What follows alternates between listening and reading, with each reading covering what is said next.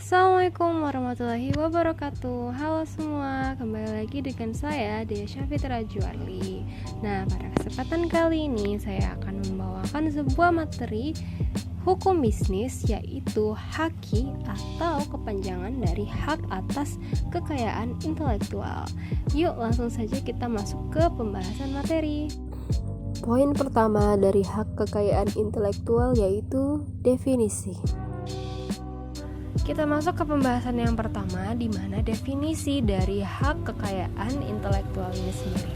Yang pertama kita bahas adalah kekayaan intelektual ya. Kekayaan intelektual ini apa sih?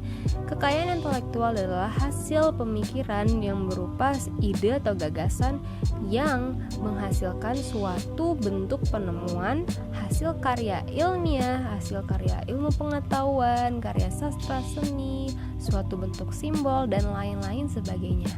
Lalu hak atas kekayaan intelektual ini apa sih? Merupakan hak yang timbul dari kekayaan intelektual itu sendiri, di mana HAKI atau hak atas kekayaan intelektual tadi adalah hak yang eksklusif yang didapat dari suatu hukum atau peraturan yang diberikan kepada seseorang atau sekelompok orang yang kelompok orang atas hasil karya ciptaannya. Dan pada intinya HAKI ini adalah hak secara ekonomis yang didapat oleh seseorang atas hasil kreativitas intelektualnya, seperti itu. Nah, sedangkan objek dari HAKI ini adalah hasil karya-karya yang lahir atas kemampuan intelektual manusianya, di mana setiap hak yang digolongkan dalam HAKI ini harus mendapatkan kekuatan hukum atas hasil karya atau ciptaannya. Dan disinilah dibutuhkannya tujuan penerapan dari HAKI itu sendiri, di mana tujuan penerapannya ini terdiri atas Tujuan yang pertama yaitu antisipasi kemungkinan melanggar HAKI milik pihak lain. Yang kedua yaitu meningkatkan daya kompetisi dan pangsa pasar dalam komersialisasi kekayaan intelektual. Dan yang ketiga dapat dijadikan sebagai bahan pertimbangan dalam penentuan strategi penelitian, usaha, dan industri di Indonesia. Selanjutnya kita masuk ke macam-macam hak kekayaan intelektual. Langsung masuk ke pembahasan yang pertama dari macam-macam jenis HAKI, yaitu yang pertama adalah hak cipta, yang dimana menurut Undang-Undang Nomor 28 Tahun 2014 tentang hak cipta memiliki definisi sebagai hak eksklusif pencipta yang timbul secara otomatis berdasarkan prinsip deklaratif setelah suatu ciptaan ini diwujudkan dalam bentuk nyata dan tanpa adanya pengurangan pembatasan sesuai dengan peraturan ketentuan dari perundang-undangan. Untuk objek dari hak cipta sendiri ini dibedakan menjadi dua. Nah, yang pertama ini yang berdasarkan selama masa hidup sang pencipta dan terus berlangsung selama 70 tahun setelah sang pencipta meninggal dunia, terhitung dari tanggal 1 Januari tahun berikutnya ya. Dan untuk contoh-contoh yang berdasarkan ini, objeknya adalah yang pertama ada buku, pamflet, ada juga dalam bentuk ceramah, dalam bentuk lagu atau musik, dalam bentuk karya seni rupa, dalam bentuk karya desain arsitektur, dalam bentuk peta, dan lain sebagainya. Lalu yang kedua ini yang berdasarkan berlakunya ini dari selama masa hidup sang pencipta dan terus berlangsung selama 50 tahun sejak pengumuman tentang hasil karya ini diumumkan. Dan untuk contoh objeknya itu yang pertama ada karya fotografi, ada potret, karya sinematografi, video game, program komputer, ada dalam bentuk terjemahan, dalam bentuk tafsir, aransemen, dan lain-lain sebagainya.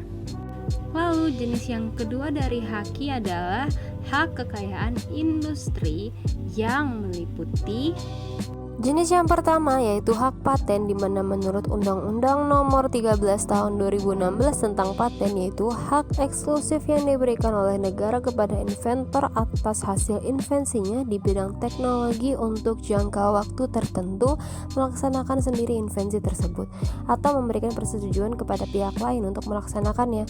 Dan perlindungan paten ini berlangsung selama 20 tahun sejak didaftarkannya untuk paten biasa dan 10 tahun sejak didaftarkannya untuk paten sederhana.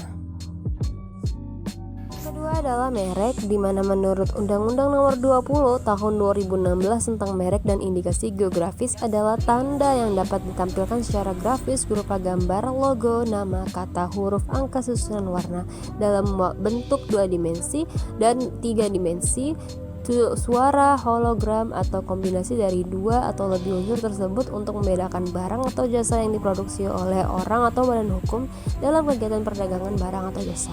Nah, merek dagang sendiri adalah merek yang digunakan pada barang yang diperdagangkan oleh seseorang atau beberapa orang secara bersama-sama atau badan hukum untuk membedakan dengan barang sejenis lainnya.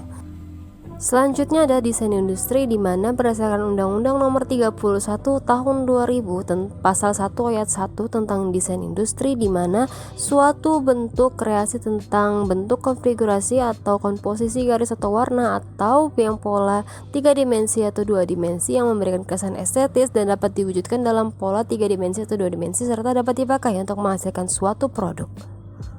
Desain tata letak sirkuit, di mana berdasarkan Undang-Undang Nomor 32 Tahun 2000 Pasal 1 Ayat 1 tentang desain tata letak sirkuit terpadu, bahwa sirkuit terpadu adalah suatu produk dalam bentuk jadi atau setengah jadi yang di dalamnya terdapat berbagai elemen dan sekurang-kurangnya satu dari elemen tersebut adalah elemen aktif yang sebagian atau seluruhnya saling berkaitan serta dibentuk secara terpadu di dalam sebuah bahan semikonduktor yang dimaksudkan untuk menghasilkan fungsi elektronik. Rahasia dagang, di mana menurut Undang-Undang Nomor 30 Tahun 2000 tentang rahasia dagang, bahwasannya rahasia dagang adalah informasi yang tidak dapat diketahui oleh umum di bidang teknologi atau bisnis, mempunyai nilai ekonomi karena berguna dalam kegiatan usaha, dan dijaga kerahasiaannya oleh pemilik rahasia dagang. Dan yang terakhir adalah indikasi geografis, di mana berdasarkan Undang-Undang Nomor 20 Tahun 2016 tentang merek dan indikasi geografis, yaitu suatu tanda yang menunjukkan daerah asal suatu barang dan atau produk yang karena faktor lingkungan geografis termasuk faktor alam, faktor manusia, ataupun kombinasi dari kedua faktor tersebut yang memberikan reputasi, kualitas, dan karakteristik barang atau produk. Nah, selanjutnya kita akan masuk ke dalam prinsip-prinsip dari haki atau hak atas kekayaan intelektual. Nah, prinsip-prinsipnya ini apa saja sih? Sebagai berikut.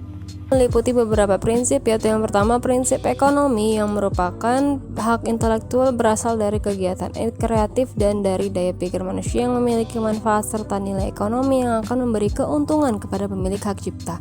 Dan yang kedua adalah prinsip keadilan, di mana merupakan suatu pelindungan hukum bagi pemilik suatu hasil dari kemampuan intelektual sehingga memiliki kekuasaan dalam penggunaan hak atas kekayaan intelektual terhadap karyanya.